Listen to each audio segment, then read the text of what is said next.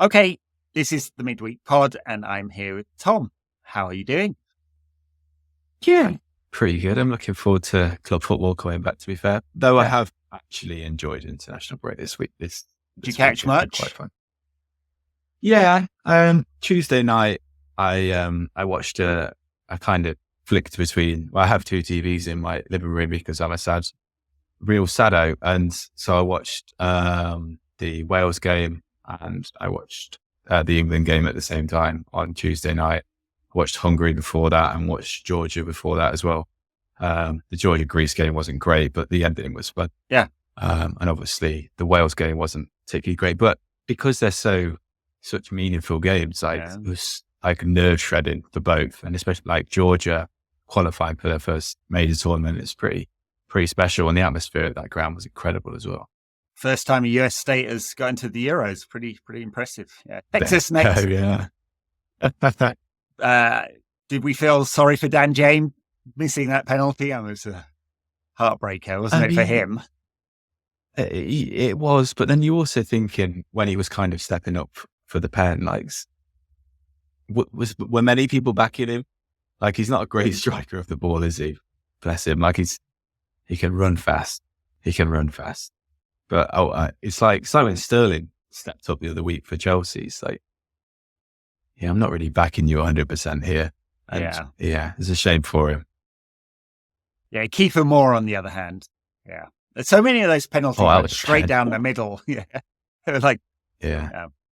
Did you catch any of the real grudge match? The colonies grudge match, British Virgin Islands versus US Virgin Islands, which also went to penalties. Which two legs as well, I think. Yeah. But both end 0-0. 1-1 in first leg, 0-0 in the second. I guess there weren't away goals in this one. And the Brits won 4-2 on penalties. That'll teach you. Getting back for 1776.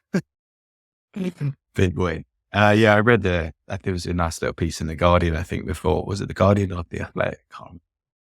About the game and about the two teams and the two countries. Because obviously I don't know much about that region, that part of the world. But it's I think they hadn't met in something like 8 years. And I think it kicked off the last time they met or something. But all the tax exiles in the stands. Yeah. But this is like the mad stage of like World Cup qualifying, isn't it? Because everyone's in it, and like it's like who knows what's going to happen. Like Afghanistan beat India, I think yesterday in Asian qualifying. It's just where like the great fun is to look out for like stories and stuff. There is just so much madness going on. And there was that FIFA series where they were trying to match up countries from different associations, and they had some very weird matchups there because they weren't like tier 1 countries or anything like that. I don't quite get the economics of that, playing games in Saudi and like stuff like that. But well, there were the two big San Marino versus St. Kitts and Nevis games as well. Oh yeah, I think because one of my friends used to play for St. Kitts and Nevis. He retired from international football now because he played for Livingston, and it was kind of like a bit too much to go all the way to the Caribbean to lose games. But they're just filled with English lower league players. Yeah. But they beat San Marino, and then because everyone was kind of thinking San Marino were favourites for that game as well, and they haven't won a game for like 8 or 10 years. But yeah, they lost the first game at home. San Marino did, and then the next game was 0-0. And I think it was Sunday night. And again, I am a sad man. I didn't have anything else to do, so I watched the whole game, and it was 0-0. It was on Viaplay Sport too, for some reason. Watched the whole game, and it was, man, that was really like questioning, like, what the hell am I doing with my life? Like the thing at that point. Yeah, last week I went to my local team, USL 2 team. We're playing a USL 1 team in the US Open Cup because they'd won the USL Championships last year. They qualified for it, and they completely dominated the game, and then lost with the last kick of the game in just before it was going into extra time. Yeah, fine goal actually, right into the top corner. But I do watch those games and go, quality is somewhat lacking here. You're not there for the technical prowess. No, that's it. You know, I guess you're there for the ride. Yeah. And I think if I was in San Marino, I'd probably still go to the games, hoping beyond hope that they might somehow get that win that they've been looking Where for are they so long. ranked They scored a goal against Denmark the other week. Yeah, right. I think, like a few months ago. So there were 190 something countries FIFA affiliated, something like that. And I don't know who's at the bottom of the rankings these days, but yeah, San Marino may have to look down there. Greenland or something, probably. Yeah. Could be. Guam. There can't be many teams who are worse than San Marino in the world. I mean, if they're losing to St. Kitts and Nevis and they've not won a game in so long, they've had a friendlies against like some poor sides as well. But maybe the Virgin Islands, maybe that's where they could get their win over the US Virgin Islands if they're the worst of the two. Yeah. Well, England played, and there were a few United players in that one. And I guess the story of the week was Kobbie Mainoo's first substitute appearance against Brazil, 15 minutes, a couple of nice moments there for him, and then started against Belgium and got, I can't remember now, an hour, 75 minutes or something. And very, very positive. Lots, one player of the match against Belgium. And Gareth Southgate was extremely positive about him after the game. And so was Jude Bellingham, and Ivan Toney said something along the lines of, well, in between chilling himself, which is what Ivan Toney does in 95% of his interview. It's like, come and get me, please. And he was like, yeah, we took one look at him, and yeah, here's a player they knew. So yeah, it looks like he's in the prime position to get a spot in the Euros. And last time we talked, we were complaining that he wasn't in the main squad.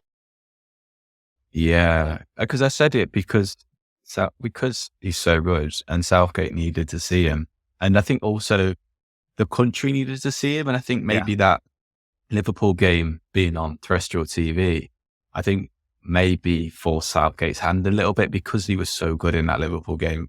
Could be the player of the match, and that going out to a national audience, I think people took up, and he kind of were like, okay, this boy's the real deal, really. Yeah. And I think that's what he definitely proved in that Belgium game as well. Like, I watched a few clips of him around the changing rooms. I watched a little bit of the training that England posted as well on YouTube, and it's just incredible how much confidence that lad has. Like, it's just his walk. He walks with a strut, like head always up high, like eye contact. Like at 18, I mean, I didn't walk like that. I couldn't look people in the eye. I didn't have that swagger, that confidence. But I guess that comes from like just a belief in yourself and your belief in your own ability. And when you're so good, like sometimes there's a disconnect between your head and your body. Like sometimes you don't believe how good you are, or sometimes you believe yourself to be better than you are.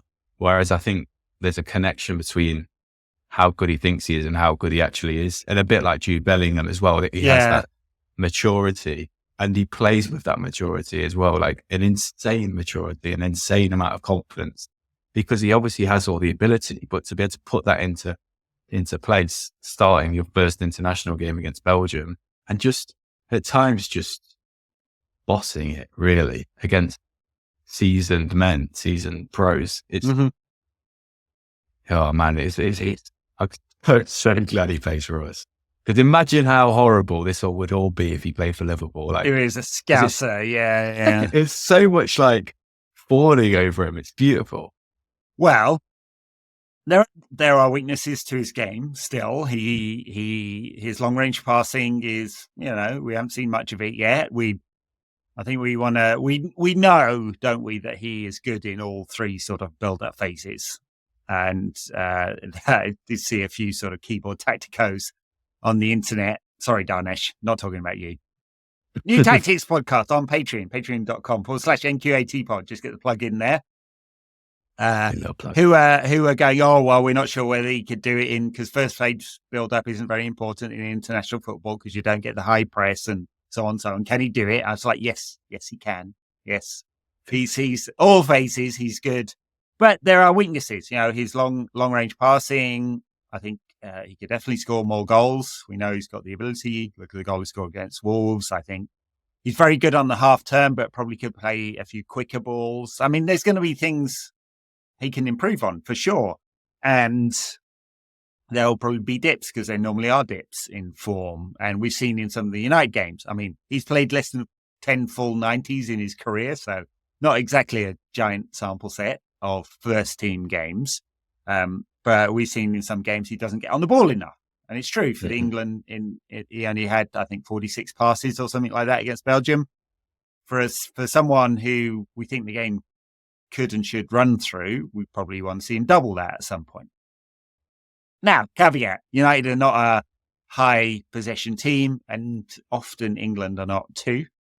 So there's a caveat there. But anyway, it's just to say there are things he can improve and will improve.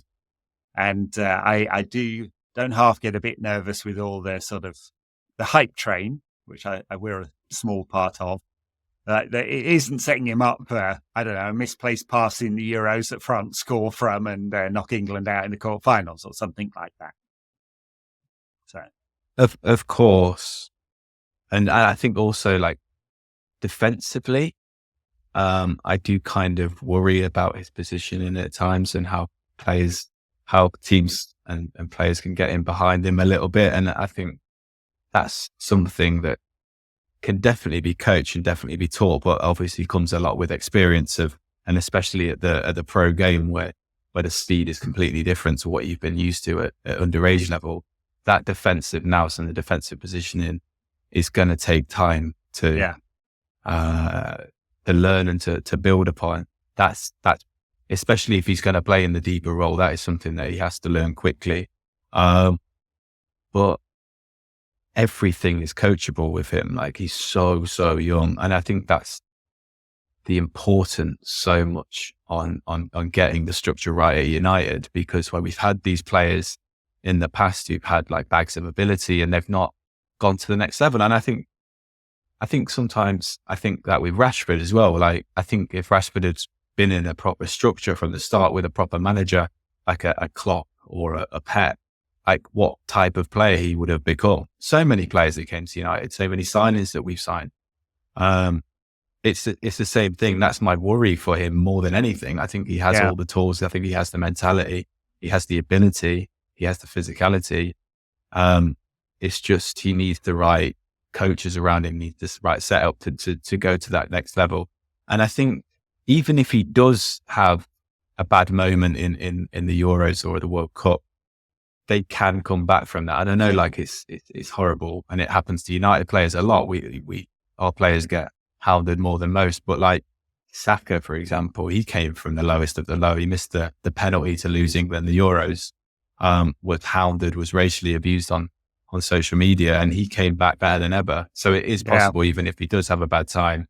Obviously, we're not wishing that upon him, but I think more than anything, it's that structure of getting the right build around him, like every single player that comes to United.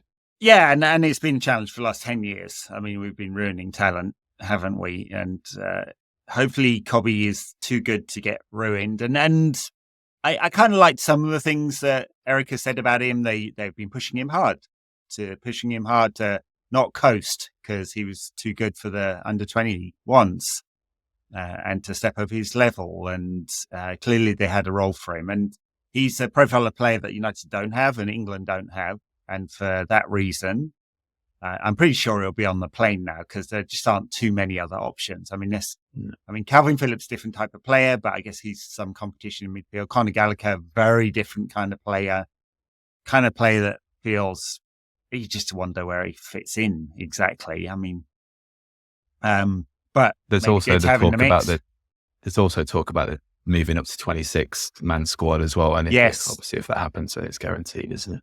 I suspect it probably will do because the coaches will all want to have the options. Especially the big nations as well, and they'll have the biggest sway. Yeah. And he did it at the last World Cup, didn't it? And now with 5 substitutes, there's, I guess, more room for... I mean, it does mean there's going to be an awful lot of players that won't get any game time at all. And I guess we've got one example in England with Ben White, who's like, well, if I'm not going to play, I don't want to be involved. Marcus Rashford, you mentioned, he only got 15 minutes across those 2 games, and there's a little bit of talk of him perhaps being under pressure because there are a lot of good wider players in the squad. I still think, although Southgate, if you look at the numbers, he's barely ever started him. So few starts. Yeah. And so he doesn't appear to be one of Southgate's favourites. Of course, there are a few seasons in there where Rashford's been injured, out of form. But he's generally had him around the squad just because you figure an impact player, if nothing else, again, a different profile of player. Yeah, different profile of player. So. Yeah, and he will benefit as well from the 26 man. I think he's definitely on that verge. He's probably 22nd, 23rd, 24th pick almost. Maybe you're going to pick Jarrod Bowen. You can't tell me that Jarrod Bowen's a better player. He's not. So, and I would say also, Jarrod Bowen's like a bad version of Foden. They're not too dissimilar. Like they kind of link play. I guess Bowen's maybe a little bit more direct, but he's not rapid, is he? He's not ridiculously quick. Whereas Rashford, like you say, he's a different type of player. He will just run at a defence and scare them to death. He's got that threat in behind with his pace. He's got an amazing shot from outside the box, which no one else really does in the England team. Maybe someone like Maddison, but obviously Maddison's completely different. I think for all of our criticism of Rashford this season, he hasn't been good, obviously. He does offer something different, and he always plays well for England. I think not always, but most of the time, I think he does play well for England. Like when he wasn't playing well for United before the World Cup in Qatar, and then I feel like that World Cup almost revitalized his season a little bit. It kind of took him to a new gear, and he played well. I think he scored goals, twice against Wales, and then he scored against Iran as well in that thrashing. It's that pace and the just the directness, which I think that Rashford, because you think of like who's going to play, like Saka can be direct, but he likes to link play more. Obviously coming off the right side as well, and Rashford coming off the left. Foden always likes to knit things together. Maddison likes to knit things together. Kane obviously likes to knit things together. He's not explosively quick. Watkins, I guess, maybe, but he won't really be coming off the left. Tony's completely different. And then who else are you competing with? Maybe like you say, Bowen. Who else is there really there? I feel like Grealish. I can Grealish, but again, like Nito is not going to really go at a defence, and that's the reason I guess like Doku's been playing ahead of him for City, because Doku will go at defences. I think you have to take him. And I'm trying to do that without as much United bias as I can, to be honest. Like I'm really trying to look at it objectively, and despite how poor he has been at times, and hopefully, like from a United perspective, he will see oh shit, I really need to start up my game, and hopefully we'll get the best out of him for the next couple of months as well. I hope so. I mean, United's still got something to play for this season. It's still possible that we could catch one of Spurs or Villa. Looks like the coefficients swinging in Premier League's way with the last round of European stuff. Not guaranteed, but it looks much better than it was earlier. And so that 5th place will probably get a Champions League spot. So lots to play for, and the FA Cup, of course. And assuming that United manage to beat Coventry next month, touch wood, we'll have an FA Cup final to look forward to. The season will go right till the end. And so everyone's got something to play for, including Harry Maguire. He's fringes of England. I mean, I guess he's a Southgate favourite, so he probably will start even if he doesn't for United. But he picked up another injury, Rashford, and Kobbie Mainoo. Yeah, Maguire made a big mistake against Brazil as well. They got unpunished. Where he kind of, I feel like he had one of. He got turned a few times, and it's like Harry Maguire pointing back to his own goal is the worst of Harry Maguire. Yeah, he's not got very he's not got Shakira hips, has he either? He's not great at turning on. No. He's the complete opposite of that. Built like a tank, turns like a tank. Yeah. What other stories were there? Eriksson and Rasmus Højlund both played parts of Denmark's games. Yeah. Yeah, good. Eriksson complaining about his lack of game time. He's out of contract in the summer, I guess. I mean, I assume that there's no new contract going to be offered. Yeah, and we saw his quality, didn't we, when he came on against Liverpool, setting up that massive chance for Rashford, beautiful pass, and I think his quote, like when you see like the headline and he says he's unhappy at United, unhappy about player time, but then when you actually read the quote, like completely fair enough. Like he was polite and respectful as you would expect from Eriksson, but just saying kind of what I guess most professional players would say if they've not been playing. Like, I want to play more. I'd love to play at this great club or whatever, but I need to have more playing time. I can kind of understand why I'm not playing, blah, blah, blah. And I guess he's saying the right things. And he was great for us last season at times, like a really shrewd signing, which is a rarity. But like, he's just, especially kind of sitting next to Casemiro this season, both of their legs have gone, and you can't have that in centre midfield. Like, it would, I think if he went back to Brentford or whatever, he'd look fine again. But I think, especially like what the Premier League is these days, you need to be an athlete, and he's lost so much of that athleticism. Feels like almost overnight. And I mean, well, he did nearly drop dead, but, so there's that. Well, that is true. But he felt like he wasn't like, I don't know, maybe he was like this last season, but Casemiro's legs were so brilliant and fantastic that he kind of made up for Eriksson's shortcomings in that respect. But yeah, this year, and especially when Mainoo's so good and offers so much athleticism and dynamism as well, and obviously has all the onboard ability, you're like, sorry, Christian, I think it's time. I mean, almost certainly. Unless there's massively reduced terms, I'm sure there'll be a refresh. Very much depends on Champions League qualification, like in terms of the money United have and all of that. So Casemiro didn't play in the Brazil game, injured. Not sure if he'll make it for Brentford, which is awesome. Thanks a lot, Case, for that, getting injured again. So I guess we'll see mighty Scott McTominay in that game. We'll get on to Brentford in a second. Who else was there that played in international games? I'm trying to remember now. Scanlon played twice for Gibraltar. Gibraltar, yeah. Malta or Gibraltar? Which one? I can't remember. Gibraltar, yeah.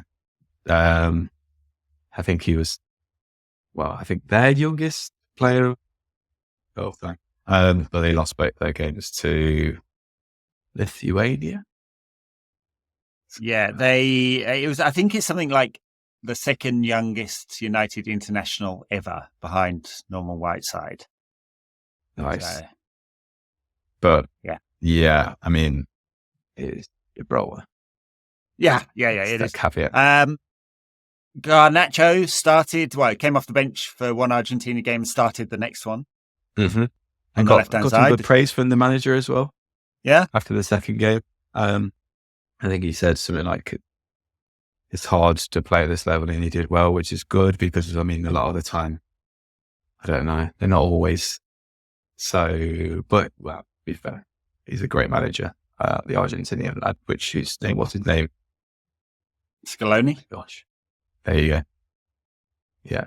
I was thinking it's Scanlon, it just in my head. Scanlon, Scaloni. Yeah. Which is nice. And yeah. I always think it's weird with him, though, obviously, because he was born in Madrid. Like, he obviously had the chance to play for Spain, but went for Argentina, which is interesting. Yeah. And, the other story, Portugal. Did you see Ronaldo strop at the end of the game? Honestly. I feel like he's become stroppier since he's moved to Saudi as well. Like, there's been 2 or 3 massive stories coming out. Even when he had that weird gesture thing, he got a 2-match ban for. Yeah, and like the government are always having to get involved at times as well. Like, you can't. I know you're Cristiano Ronaldo, but you do need to watch yourself a little bit. And what's his end I game don't know. here? I mean, I guess he'll see out his mega contract with which one's he playing for now? Al I Nasser. forget. Yeah. And then retire. I mean, I think Portugal, they don't need him, right? In fact, I think he's in the way, and they could really do with him retiring from international football. But I don't think he will. I feel like his ego is way too big. He still thinks he's like the best player in the world. Like the way he talks about the Saudi league and like, oh yeah, it's better than French league, or I think he did say it's better than the French league. Obviously, it's a sly dig at Messi. He just, I guess he's got so many yes men around him, like people telling him exactly what he wants to hear, and he just believes it all. And I don't think he'll stop playing international football either, because he'll just want to put every record beyond reasonable doubt. And he's just going to just keep playing those friendlies against San Marino, Liechtenstein, and all the other lads against James Scanlon's boys as well in qualifying. And then he'll just end up on like 200 goals and no one will ever be able to surpass him. And like Portugal will be like too scared to drop him because he'll just have another paddy, and then he'll cause like a national crisis. And I don't know. The man is too selfish to retire in my head. Like I feel like he's just going to keep going. Yeah. All right. Well, that was that international week. A lot of fun games, and we don't have to worry about that again until the summer. No more international breaks until the actual Euros. So the season will finish and the Euros will start like 3 seconds later, which is all very interesting. I feel like when I was a kid, there was a bigger break, but I may just be misremembering that. Right. United Brentford at the G-Tech Stadium. I don't even know what G-Tech are. I kept getting confused and thinking, isn't that the kids' toys? But I think that's V-Tech. What did G-Tech do? I don't know. It sounds like it's like a Hoover brand or something. Yeah, like a Dyson, rival. Weirdly, Thomas Frank has been linked with the United job in the press. I mean, like everyone's short content, and the Ineos team do not seem to be leaking in the same way that the old United management did. Taking out of Southgate. Yeah, fucking hell. I don't think that one happened, but that has obviously been in the press a fair bit. So yeah, Thomas Frank, I was like, well, Brentford might get relegated this season, so I don't know, he'd be the pick. But they are quite a long way down the league. They're having a difficult third season in the Premier League. I kind of look at our next 3 games: Brentford, Chelsea, Liverpool. This is make or break, I think, for definitely our Premier League season, and maybe Ten Hag as well. This game is obviously like the most winnable of the 3, but I feel like our away form, no games are gimme. Even like Sheffield United kind of gave us a good game away from home, and they get absolutely smashed by everyone else. We're so inconsistent, and it would be typical late stage United for us to have that beautiful win over Liverpool and then follow it up with a dreary 1-0 loss to Brentford, with Ivan Toney scoring like a free kick where he moves the shaving foam and whips it around the wall again or something. Yeah. And then whips off his shirt with "Sign Me United" written on it or something like that. Yeah, but the man wants a transfer. He really, really does. You should put a bet on it. No, don't. But then they're a very, very poor team, especially compared to what they have been over the past 2 years. Like some might say, a breath of fresh air. I don't particularly like their style of football, but it's definitely been affected. No, they keep losing games. They've been found out. The directness, the verticality of their system has not been working. They concede a lot of goals. And obviously Toney being out it's not exactly helped them, has it? Their main striker being out for half the season. So yeah, there's that caveat. But I think I'm just looking there on 26 points. Are they a worse team than Bournemouth and Crystal Palace? I mean, I guess they are. Yeah, I think so. And I think they're probably, they're worse than Everton, I would say as well. I think Everton would be above them if without their points deduction, I think. Yeah. Yeah. Forest would be almost level or around there. Yeah. Point in it. And it's also, I say that with almost with regret, because I feel like this is going to come back to bite me, but it's not usually the toughest place to go because they're not a great football club, are they? Like they're not like a club that's steeped in history. You don't go there and it's like poisonous, a bit like Luton or whatever, where it's like a crazy, intense atmosphere. They're a bit of a wishy-washy family club, aren't they? They're a nothing club, really. And that's why I don't have any time for them, especially like the way they play football. They're just really banal. But yeah, they're the sort of team that we slip up to. And we lost to Fulham the other week. Like, there's literally no game as a gimme in this league. You could put all the logical rationale for us beating them on the table and say, oh yeah, they're rubbish or whatever. We can beat it by playing this. And you just turn up on the day and we lose. Well, we got battered there last year. I know they scored more goals than us. Well, they scored more goals than us in the league this season, and that's without their main striker for half the season. So there is that. Rasmus, talking to strikers, Rasmus could do with a goal because he was in great form and then got that little injury, and so it's been a while now. And he's going to be hungry, and I think it's quite, I think like a positive that he was playing on international week. Like it kind of, I guess, gave him a little bit of rhythm at a competitive level. Yeah. Though I think they were playing against fairer ones and maybe not that competitive, though they have got a little bit better. So I guess that kind of gives him a nice little, a little bit of rhythm going into the weekend. And he's just, I don't know, when you kind of think about Højlund, it's just kind of makes my heart flutter a little bit because he tries to pick hard all the time. And you just know that every single game you get your absolute best out of him. And he has that, almost like that winning mentality, which is just, it's lovely to have around the team. Yeah, there'll be no Ahmad, of course, because he got that red card. So he's suspended from this game. Worth it. Oh, wow. So, yeah. It's a shame for him because I'm sure I'd love to have capitalized on that sort of moment.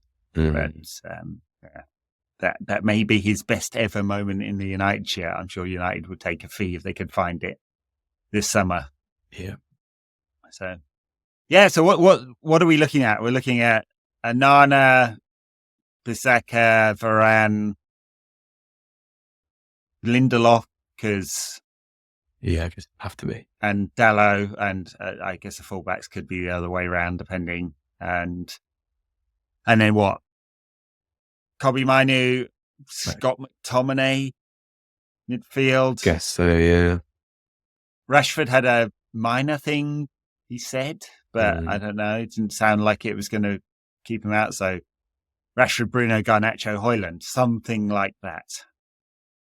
Yeah, I guess that midfield is a little bit of a worry. Like Brentford do, like you say, they play vertically. And we saw when Wolves played a very similar type of way against us, they got in behind and they got through that middle so easily. And Scott McTominay is not the most disciplined footballer in the world. I mean, he's the complete opposite of what discipline means. He'll just go walkies. And then there'll be a massive gap in the midfield. And it's so annoying with Scott McTominay because obviously he has got that Lampard nose for goal and he is always a threat every time he gets in that box. But like, it's just so many problems it causes. I mean, we talk about it all the time, but it's going to literally, when we're watching the game on Saturday night, everyone's just going to be like, why is there a massive gap in midfield? Like Scott McTominay, and you're going to see it all over your Twitter feed. And I don't know if you get, death taxes and Scott McTominay leaving a massive hole in midfield. Yeah, and I mean, it happens with Casemiro in there as well, but just for That's different true. reasons because he can't run anymore. And it's it's a challenge. Scott wants to be in and around the box. That's his role now. Mhm.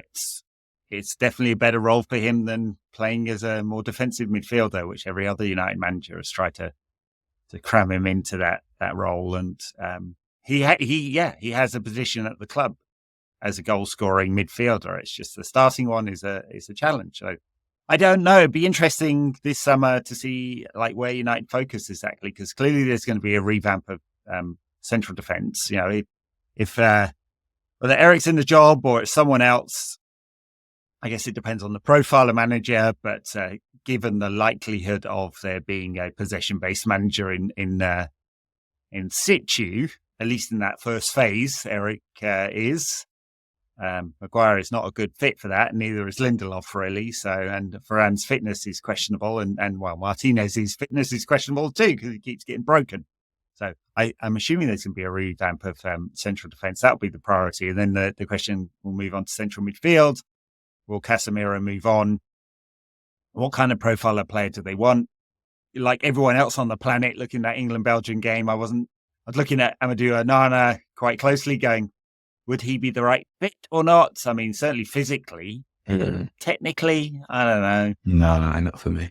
Big old unit though, isn't he? Yeah, he's, I feel like he's almost like what a Klopp would have had maybe when he had like Wijnaldum and Naby Keita. He kind of fits into that vertical, powerful midfielder, which, yeah, I mean, I guess it's just not going to fit the type of system that we imagine United would want to go for next season, but you never know. But technically, I've always thought that with him. I don't think he's good enough for an elite team. Yeah, and we didn't see any of Jared Brantwaite in the England side. I mean, he was in the squad, and I guess there'll be constant stories at the moment that he's on United's list. I don't know how much truth there is to that, or how much truth there is to rumours that he's also on Manchester City's, Liverpool's, Real Madrid's, Chelsea's, and so on. So we'll see. Yeah. All right. Everton versus United in the women's team. And Skinner, Skinner's going to be out of a job in the summer, I assume. He's out of contract. So, Yeah. I mean, give United drew with, what was it, West Ham last weekend. They're now in a fight for 5th and 6th with Liverpool and Tottenham. It's seriously gone backwards. I mean, it's a question mark about investment there as well. They spend well under the cap. Yeah. Kind of soft cap. But yeah, well under it. You know, one of the largest revenue bases and one very mid-ranked spending on wages for the United Women's WSL team. So there'll be a lot of change there, I imagine. But they really need some positive results now.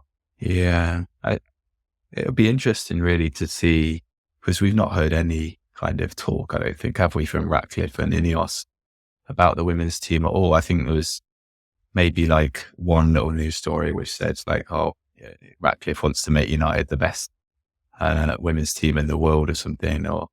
But I mean, there's been nothing of any detail whatsoever regarding that, and it's really sad because of where we were last year as well. And I think I don't want to say that I predicted it, but I feel like we did speak about this earlier in the season, especially I think they lost.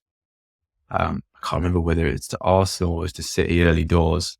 I think it was Arsenal at home. And we kind of said, that's a big loss already. And that feels like, because of obviously how good the top teams are, that felt, almost like devastating at that moment. They need to be switched on and kicked on from the start. And I think we talked about their signings, their sporadic trolley dashing signings, and it didn't feel very joined up, a little bit like the men's team. And we're kind of here like 6 months later and it's all kind of come to fruit. Like, it didn't feel right at the time, replacing like proven quality with just madness.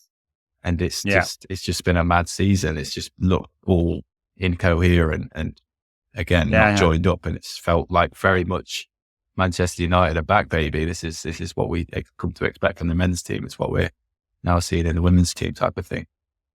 Yeah, I mean, they've been unlucky. Gabby Thomas and Mizawa both getting like basically season-long injuries, so that's been a bit unfortunate with two of their signings. And Jade Riviere is not as good as Ona Bache. I mean, not her fault, but and they. I mean, I don't know whether they sort of gaze a sort of replacement, but they've got cycled through a bunch of different formations up front as well. Just too many draws. I mean, they've lost a few games to the big names, but just too many draws with mediocre opposition. And so it feels like they've gone backwards, but they're still in the Women's FA Cup. Mm-hmm. There's, I think they play semi-final against Chelsea, don't they? So they might not be in that for much longer. But yes, a big transformation required there. They've just appointed, I totally forget the name, one of the people who's worked both with the women's team and the foundation as the interim head of football, obviously, because Polly Bancroft has left to go and take up a job as CEO of Grimsby. Yeah, Grimsby. I forget. Grimsby, yeah.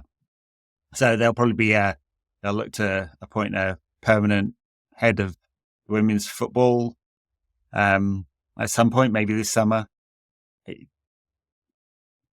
As you say, the in-house team haven't been talking about. They've been talking about the club as a whole, but you get the feeling when Ratcliffe talks, he's thinking about the men's team first, because that's where his focus goes to. But yes, I think it's only fair and right that I get this right for all the teams. Yeah. All right, we'll be back at the weekend to review United 0, Brentford 1. Something like that. We will be back with the Tactics pod as well on Monday or Tuesday, around about that, with Danish on Patreon. So also be the Patreon bonus pod. 2 podcasts. Well worth your £4 and 50 something pence per month, whatever the conversion rate that Patreon does. Appreciate your backing there. We'll be on YouTube as well. We are not quite coming for you yet, other YouTubers, but slowly growing, something like that. Thanks a lot. Bye now.